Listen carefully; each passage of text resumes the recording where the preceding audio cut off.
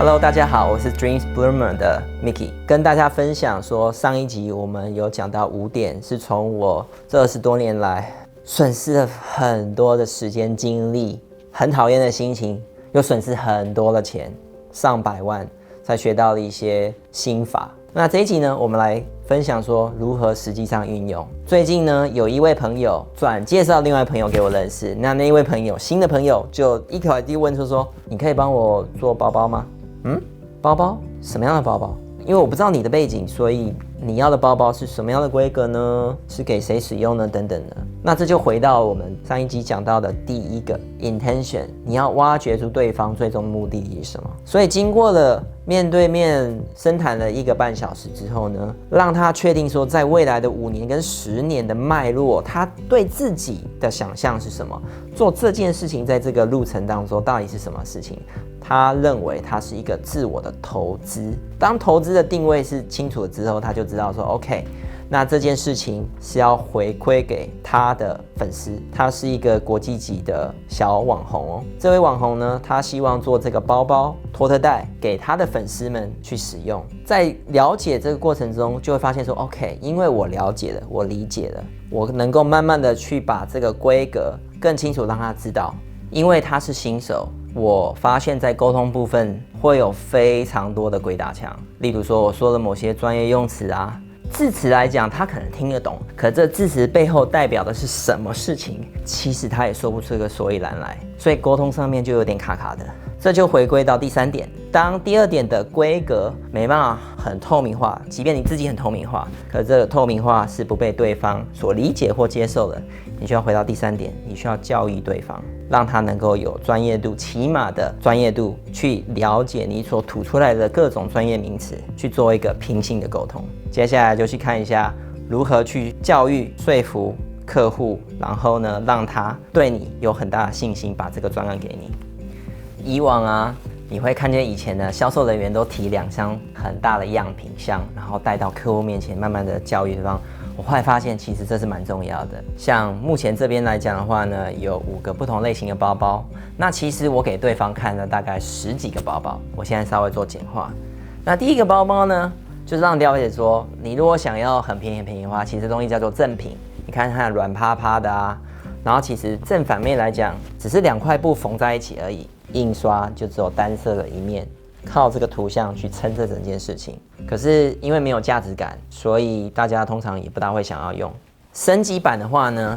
就开始用比较好的磅数的。这个呢，看起来明显，你摸起来它有个厚度，是个扎实感，它比较不会有皱褶，因为它布的织法是够厚的，是扎实的。它的下方是有做一个3D 的切割，所以它撑起来的时候可以摆多一点书或东西在这里面，一样是靠单色，但这个看起来就是比较有价值，因为你摸起来它的把手跟这一个把手，这个感觉就是形状、形体摸起来的触感，这都是在报价或者是传输给对方的一个图片上是无法感受到，除非录个 video 给对方，或者是实际给对方，让他自己亲自手握住，去感受一下这2者的差异。但在这最基本，如果不是他的需求之后，接下来可以跟他介绍是稍微叫做功能性的。功能性意思就是说，它的布料是有的，但是你看它有前口袋，它有打开，里面有立体对称，然后呢也可以做斜背、侧背等等的。那这时候你就可以开始利用这种开始变成功能型的袋子，就问他说：你喜欢前面有口袋吗？你喜欢里面常常你有习惯放钱包啊，或者是手机啊，或者是钥匙等等的话，那里面是不是还要一个口袋？或者是你到巴黎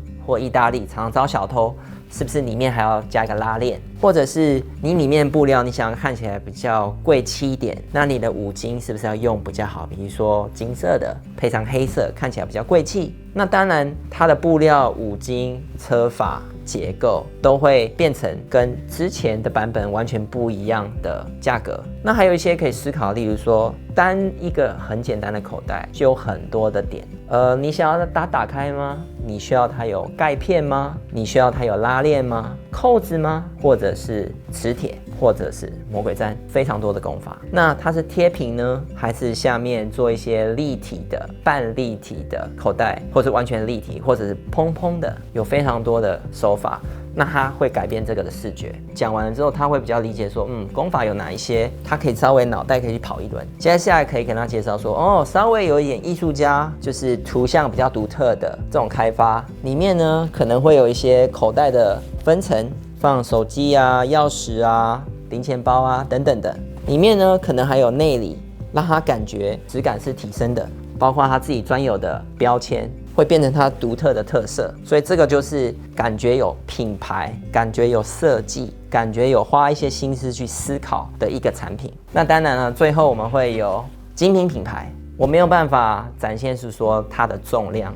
但是其实我一拿起来，我第一个想法说，哇，好重哦！它的重是在于它的五金，这些五金是很厚实的，前后都有。然后以及呢，它的皮料是真皮的，厚实的牛皮，加上旁边有油边的滚边去做一个完成品。然后它的这个刺绣等等的，然后里面呢也有所谓的皮标、拉链开口。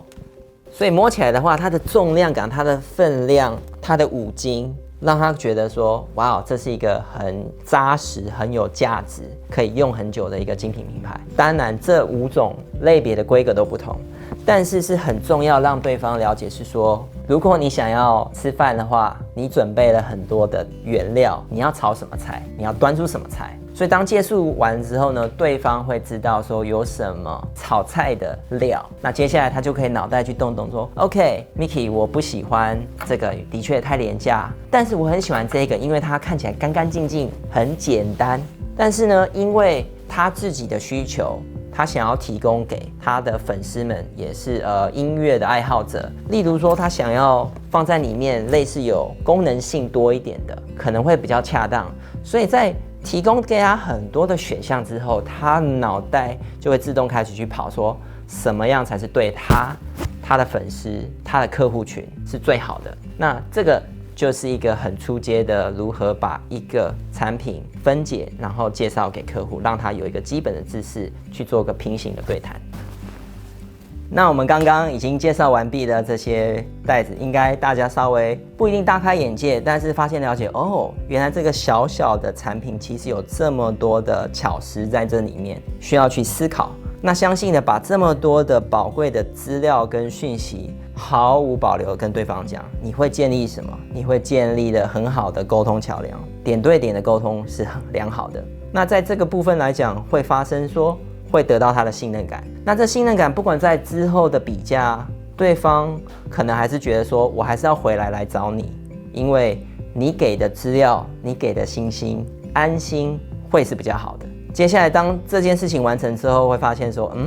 我好像还是缺这个包包上面的图的，所以就会变成你可能，如果你公司并没有的话，像他想要一个插画家，那我可能就需要做外发，因为某种特别的风格。那在外发的部分，我就会变成回到原先的他的需求、他的客户群，然后他客户群喜欢的类别、插画类别，那也要确定说我外发这个插画家是他做过的类别是刚好是符合的，免得我发出去结果画得很不好，或画得根本错方向了，就赔了钱，甚至客户也不开心，然后整个流程卡卡的。所以总而言之，在这整个过程绕一圈之后，经过这5点，给他非常好的讯息，教育对方，然后让所有的规格是完全透明化的，他完全知道说他要的是什么，他得到的是什么，然后以及这件事情在他最终的目的里面是不是能够2个有相辅相成。希望今天的一些解说可以让你学到一些东西。希望大家听到今天的一些范例之后，如果你有一些什么想法，或想听到更多相同类别的实际范例的话，欢迎下面留言让我知道一下，那我会再跟大家分享。先这样子咯，拜 adios， ciao。